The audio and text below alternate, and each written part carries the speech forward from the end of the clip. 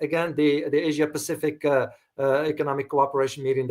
So if we are to think about the meetings President Xi has conducted with specific key leaders of the Southeast Asia, like Lawrence Wong of Singapore, like the Prime Minister of Thailand, like also the what's his name from Latin America, and another one from, I think, the Prime Minister of Japan, if I'm not mistaken. I want to specifically focus on Thailand. Where do you see the importance of this meeting that took place, and what could come out of it moving forward?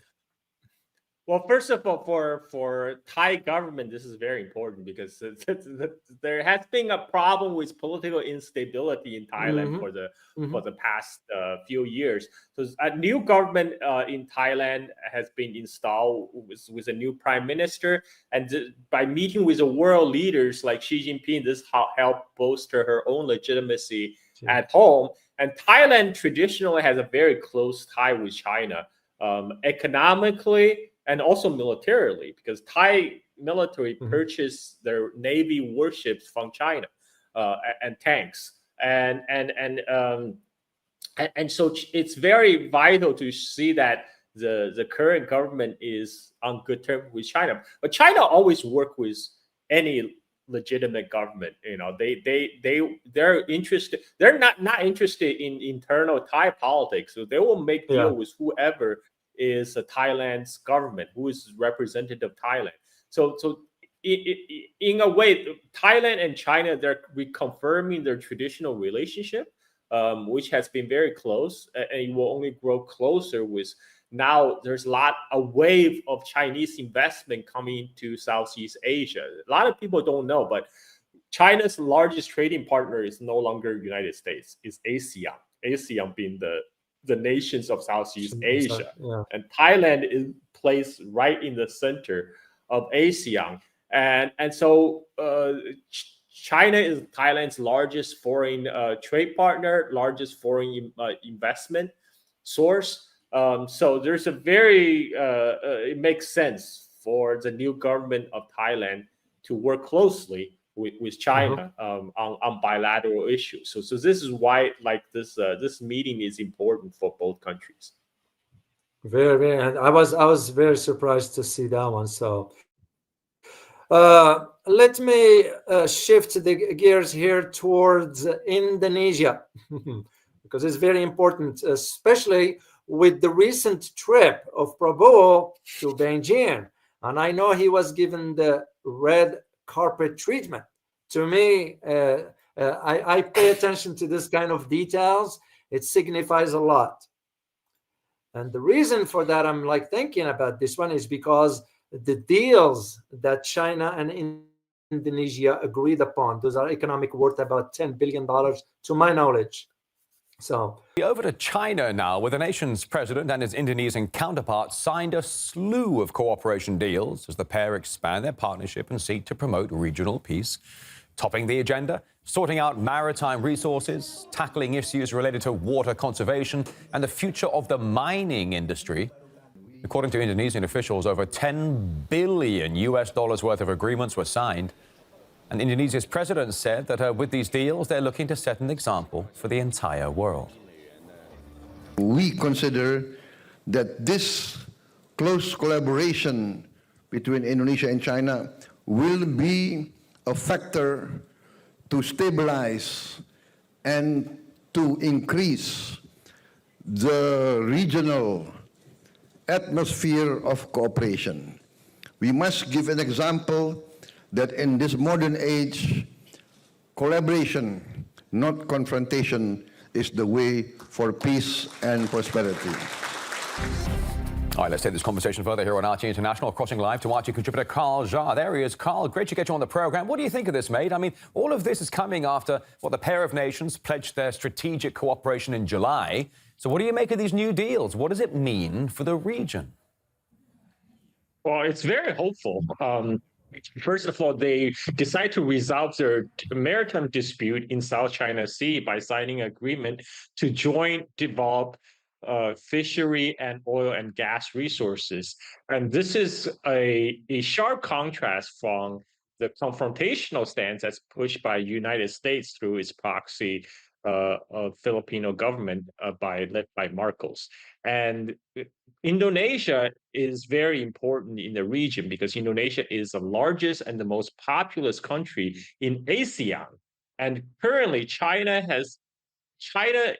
has more trade with ASEAN than they have with United States. And Indonesia, being the most important country in ASEAN, has a lot to gain from cooperation with China. China is currently Indonesia's largest trading partner and a source of $7 billion of worth of investment. Right. And when Prabowo came to Beijing, he brought along with him not only ministers, government ministers, but also delegates from the Indonesian business community, where they signed over $10 billion worth of deals. So things are looking up. Yeah. Things are looking up for the region. Yeah, I hear you, Carl. I wanted to get your broader perspective on this, if I can, my friend, because it was back in September that Russia and China had enormous Navy drills. 400 ships reportedly involved in that. A week ago, Russia and Indonesia had naval drills. And now we look at all these kind of pledges and strategic agreements being signed. Is there something on the broader picture here that we should be aware of in that part of the world, Carl? Oh, sure. I mean, Indonesia is also looking into joining the BRICS. And this will, Indonesia, the world's fourth most populous country, just behind China, India, and United States. And it's also the largest, most populous Muslim majority country in the world. And the Indonesia decided friendship and cooperation is more beneficial than confrontation. And another example of Indonesia's cooperation with China, Indonesia has decided to develop its own resources. Indonesia banned nickel ore export recently because they wanted to, instead of exporting raw material abroad and getting the refined product back, they wanted to be able to refine it themselves. And they were being helped by Chinese investment in nickel cobalt processing. So now Indonesia is poised to become the world's #2 cobalt producer just after the DRC. And this is also to coordinate Indonesia's push into cashing into the transition into EV, where China is the largest player, and Chinese EV maker BYD is looking to open up plants in Indonesia to produce EV for the Indonesian market. I mean, this is win-win. And it's... I'm sorry to jump in there, Carl. I was just going to say, I think you're absolutely right. And we're seeing these strategic agreements, whether they're economic or whether they're based on security. These countries in that part of the world, my friend, are looking towards this multipolar dawn. It's all happening in real time. Carl Jar is an RT contributor joining us live. Thank you very much. Is Indonesia, in your opinion, setting the tone for Southeast Asian nations, including those in ASEAN, to kind of, this is not about choosing China or America, it's just setting the tone for what President-elect Donald Trump is saying, that is going to impose the 60% tariffs on China, but also his policy towards Southeast Asia in general term. Is this what Prabowo was aiming at? So I already mentioned ASEAN is China's largest foreign trade partner now. And Indonesia happened to be the largest country in ASEAN. It's actually the fourth most populous country in the world, just after China, India, United States. And it has a huge population. It's one of the largest country in Southeast Asia. If you superimpose a map of Indonesia on the map of Europe, Indonesia will stretch from the city of London to the border of Afghanistan. Indonesia is huge. It has a lot of resources. It has tons of resources, both in minerals and oil and gas. And it's also the largest recipient. China is the largest foreign investor in Indonesia. So when Prabowo was first elected, when he was still president-elect, he immediately made a trip to China. And in Prabowo's own words, he was expecting to be like an informal trip, like where he's just being introduced to Chinese leadership. He was surprised back then as a president-elect. He received a big warm welcome, from Xi Jinping. And so his first state visit right after he became the president is to China. And that's a big signal. 很高兴再次同普拉博奥总统见面。你在今年3月当选总统后，第一时间首访中国。正式就职后不久，又首先对中国进行国事访问，实现了我们的北京之约，体现了你对发展中印尼关系的重视，也展现了两国关系的高水平和战略性。相信在你和新一届政府有力领导下，印度尼西亚将坚持独立自主的发展道路，在实现国家富强、民族复兴征程上不断取得新成就，在国际和地区舞台上发挥重要作用，朝着黄金印尼2045目标迈进。Your Excellency, I am very grateful you have received me once again, and I realize that today is a Saturday evening, and yet you still receive me with a state ceremony. Thank you very much. Indonesia consider China not only as a great power, but as a great civilization. Our cultures and our people have been interrelated for many, many years. I would like to reiterate our commitment to enhance this relationship and to work together for the mutual benefit of our two peoples and for the prosperity, peace, and stability of all of Asia. That's an important signal to show how Indonesia values this relationship. And of course, China rolled out the red carpet for him. I watched the whole welcoming ceremony, and I saw a lot of comments from Indonesians. They're like, "Oh, we're so proud!" Like China is really showing the respect to the leader of Indonesia, and what Indonesia wants to do is just like what every other Southeast Asian nations. They want to be able to trade with both China and United States. And this is very important because this is at the time when Donald Trump is saying they're going to put 60% tariff on all Chinese products. And so already a lot of Chinese factory owners, they're already coming to Southeast Asia. This process is only accelerated by the trade war initiated by United States. Before, or when the wage labor goes up, cost goes up in China, there was already you are seeing offsource labor-intensive manufacturing from China to Southeast Asia. But the U.S. tariff will accelerate that process. So there's right now there's a lot of Chinese investment going to Vietnam, Indonesia, all the Southeast Asian countries that have a large surplus labor, and these countries, because the Chinese producers will come to these countries, set up infrastructure, then set up factories, and then they will continue to export to the United States.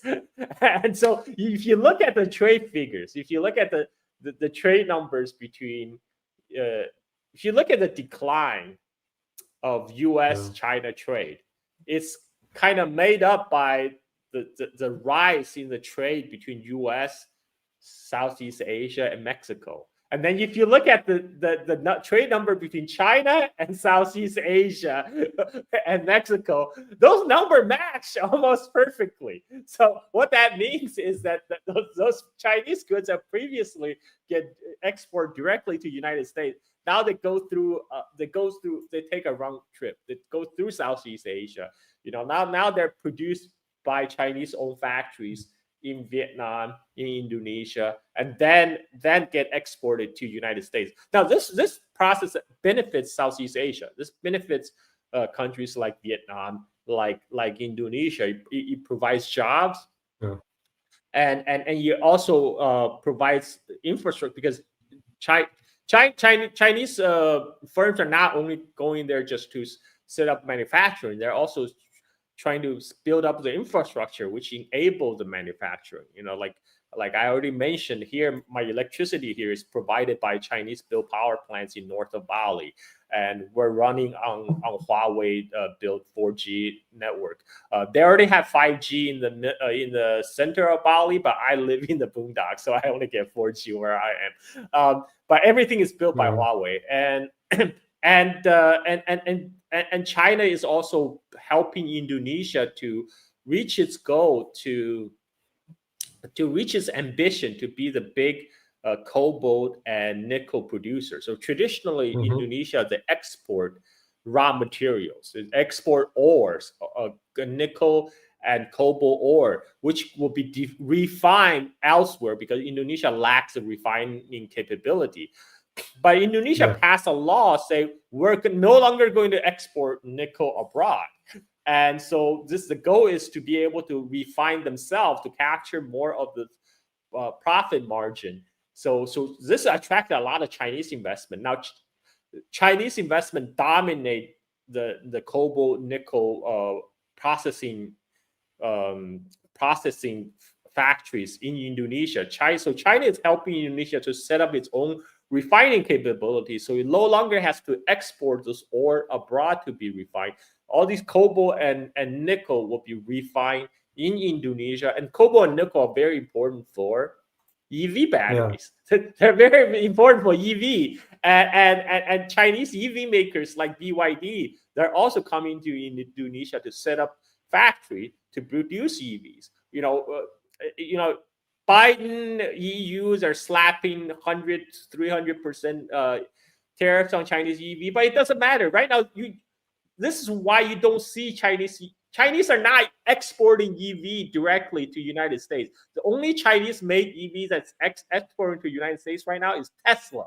Okay, Tesla is the one that takes a hit because there's a lot of their EV in the Shanghai Gigafactory.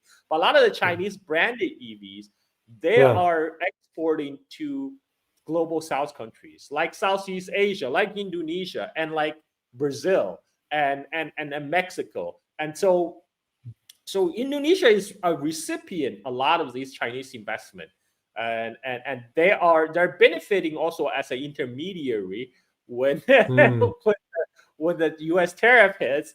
all these manufactured goods going to reroute from China, then re-export it from Indonesia to United States. So this is why Prabowo, he understands this. He's treating this China-Indonesia tie he's taking it very seriously.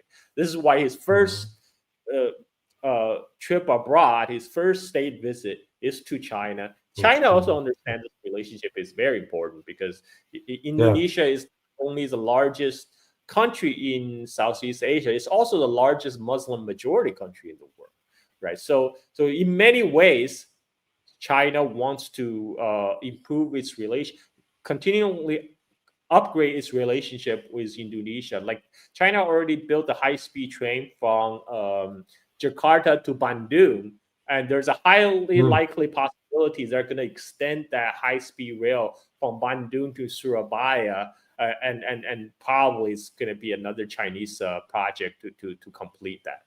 Wow. So That's probably will cut the travel by, I don't know how far is the distance, but if I am to think in terms of Beijing and Shanghai, 4 hours and you are with the high-speed train, which, to me, it's incredible. Wish we had something like that here, Carl. Well, the current speed of the Jakarta-Bandung high-speed rail is 350 kilometers per hour. So it's funny because whenever Indonesia has high-speed rail travel before United States, right? Like people often think about Indonesia as third world country, but guess what? Indonesia have high-speed rail. The United States doesn't. Yeah, which usually that reflects on where the country is economically speaking. So now, before we move out to another topic, I still want to go back to this issue of not an issue, rather, it's just the visit of Prabowo. And I read some white papers and all that. That's how I keep up with all this stuff. The deal that they signed, the $10 billion deals that Prabowo signed during his visit to Beijing. Now, there are some who argued, and those are from Western think tanks. And I just want to get your take here because I like to provide both sides of the argument. There are those who argued that these deals sort of include controversial agreements on economic activities in areas surrounding Natuna Islands in the South China Sea. We all know where the issue is. And what I want to get your take on this, Carl, because you are in the area, you live there, you know how it is. I would like you just to provide my community here with the understanding of this. Why is this controversial? And tie it to the maritime law that Marcos Jr. just signed. So what does it mean? So you're right. You're absolutely right. A lot of the Western-funded think tanks, a lot of the Western-leaning liberals, especially, they're criticizing Prabowo's agreement with China in terms of settling the maritime dispute in South China Sea. Now, officially, Indonesia and China do not have territorial dispute. Natuna Islands is Indonesian territory. China do not dispute that. What is in dispute is there's a dispute about exclusive economic zone (EEZ). So according to the UNCLOS, the UN's law convention of the sea, each country get to define like 200 nautical miles from your territory can be defined as your exclusive economic zone, right? But that's if there's no counterclaim. But if there's another country whose territory kind of with like 400 nautical miles, and then there's an overlap of claims, and that's where you have a maritime dispute. And so this is the case. The case is about maritime dispute about fishery rights, basically fishing rights and the rights to exploit deposit in that maritime zone. So it's first of all, it's not a territorial dispute. It's a maritime dispute regarding to exclusive economic zones. Now, Prabowo and Xi Jinping signed an agreement says, let's put aside our disagreement. Let's do a joint development of these areas. Where both China, Indonesia putting capital to jointly develop the deposit of this area, which very sensible, very sensible plan. Like, let's put aside our disagreement, our dispute. Let's both explore this area together. Let's both jointly develop this area. This is what I would say, this is kind of model resolution for how people should be solving this dispute. But people are now calling Prabowo, say, oh, he's selling out the Indonesian interest, whatever. But it's a very pragmatic solution, I would argue, because what happened currently when an area under dispute is really neither side get to develop it, right? Like, because of the dispute, there's neither side get to enjoy the resources in the disputed area. This is two sides sitting together and say, let's both enjoy exploring this area together. We can both put our capital together to do a joint exploration. And this could mean like a joint exploration of possible oil and gas deposit in the region, because South China Sea is known to have some deep sea oil and gas deposit. Now, these kind of exploration require a lot of capital. It's very capital intensive upfront, because the deep sea drilling is not cheap. It's not like Saudi Arabia, you just dig a well and the oil come up. And you need to have a lot of capital investment to build like deep sea oil rigs and stuff to first find the oil and then to get it out of the deep crust. And that requires a lot of capital. This is where China and Indonesia can work together, where China can provide the capital, for example, to do this kind of exploration. This is very sensible. This is kind of the China's proposal for most of the South China Sea disputes. It's like, let's do joint exploration, joint exploitation of the resources. But again, we know Washington has vested interest to stir up the hornet's nest by trying to blow up all these kind of dispute, like what they're doing in the Philippines. They're weaponizing the very similar dispute between the Philippines and China over this maritime claim to weaponize it, so U.S.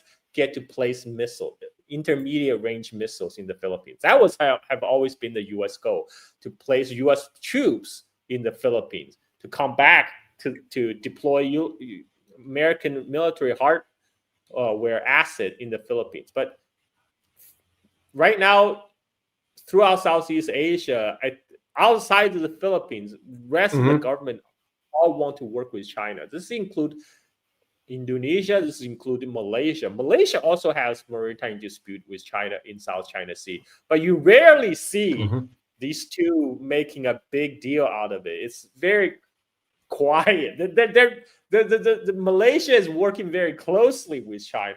They recognize that both have dispute, but they're not sending in their Navy ships to have water cannon fight the way that Philippines is doing. And we know the only reason Philippines is doing that is because U.S. is pushing them to do it. Even when China tried to resolve the issue, like back in, remember last time I think I was on talking with you, I talked about a brief solution where China sat down with Philippines, say, hey, let's return to 2014 gentleman agreement, where we allow the Philippine Navy ship to bring supplies, but you have to promise not to bring building material. So after that, there was one successful Filipino Navy supply ship run without interference from Chinese Coast Guard. But immediately after that, U.S. came out with $500 million military aid to the Philippines, and Marcos changed his line, and the conflict is back on again. So it's the United States that's stirring the pot. But the other countries in the region, they're not biting. They're all trying to work with China on this issue. Yeah. Well, Philippines is easy target because let alone the amount of corruption or the massive amount of corruption that exists within their elites. So we find it very convenient to use it as like other countries, the likes of Australia and Japan and South Korea, and you get the idea. So I was just very, very wondering how this is going to work with those white papers that I read, specifically focusing on this area regarding South China Sea, knowing that, which I had an understanding of and knowledge about, the idea of the oil and gas in South China Sea and how the U.S. will be pushing Philippines to the forefront regarding those settled tensions. Now, like I always wonder now, what will Trump policy towards Southeast Asia is going to be? How the country is going to now navigate this kind of, because it's a delicate matters, and we all know all this aimed at China. So that's one of the reasons why I wanted to address this with you. So, well, I don't think. Let me talk. Okay, sorry.